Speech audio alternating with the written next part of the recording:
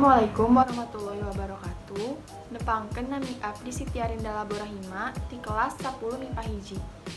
Dina video ieu abdi bade nyarioskeun kumaha cara nyegah virus corona.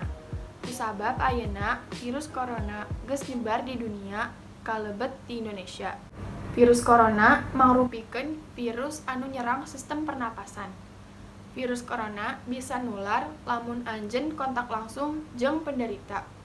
Umumna, virus corona nyebabkeun penderita ngalaman gejala flu saperti muriang, batuk, pilek, jeung sesak napas.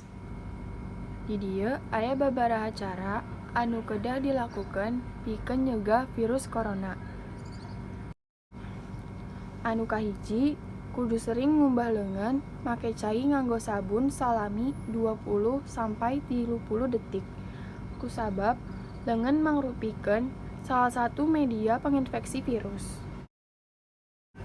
Anu kadua, hindarkeun nyentuh area wajah kusabab virus corona tiasa nyerang awak liwat wajah sapertos panon, hirung, sareng sungut.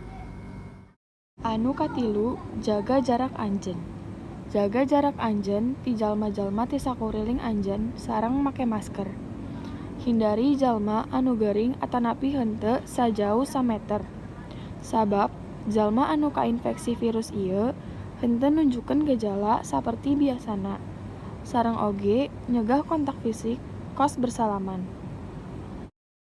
Nu kaopat nyaeta hindarkeun daerah nu kainfeksi virus.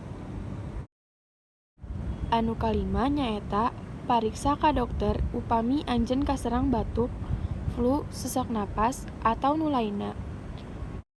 Sakitu wae ti abdi, hampura bili aya salah kata. Wassalamualaikum warahmatullahi wabarakatuh.